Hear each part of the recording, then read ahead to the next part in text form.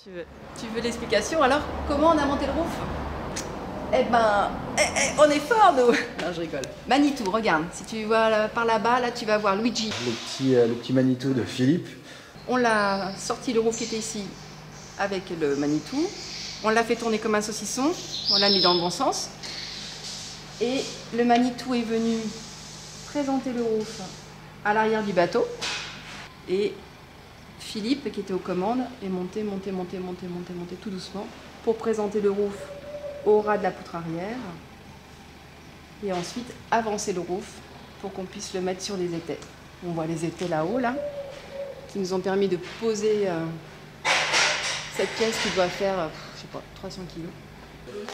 On est tombé quasiment pile poil et puis après on a calé. Voilà. En lui mettant des piliers en bois en attendant les piliers définitifs.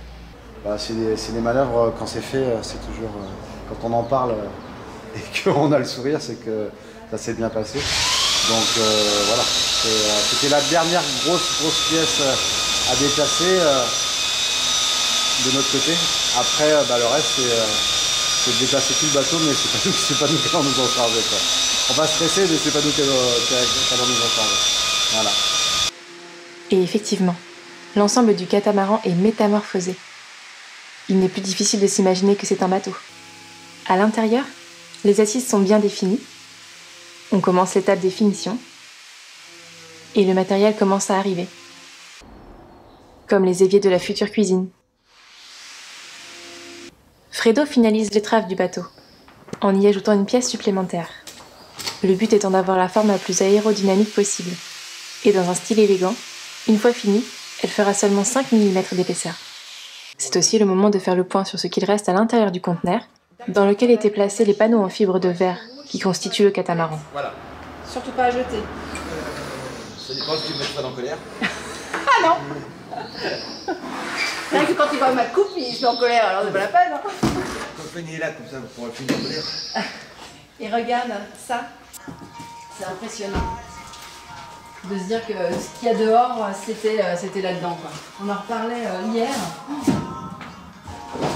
Chaque jour, on se dit, mais c'est extraordinaire ce qu'on fait, quoi.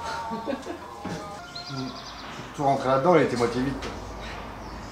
Le petit truc dans le ventre, là, quand on s'est dit, ah, c'est ça? Oh non, mais c'est pas possible. Il manque des pièces. Ben non. Non. Ben ouais, c'est fou, hein. On a même des pièces qu'on arrive pas, on sait pas où elles sont vraiment. On a des pièces en trop. Et pendant ce temps, Frédéric et Fredo continuent leur combat de coq. Mais pour la reporter là-bas, il faut qu'on soit de l'angle droit. Là-bas, je l'ai. Oui, mais donc il faut qu'on soit en angle droit.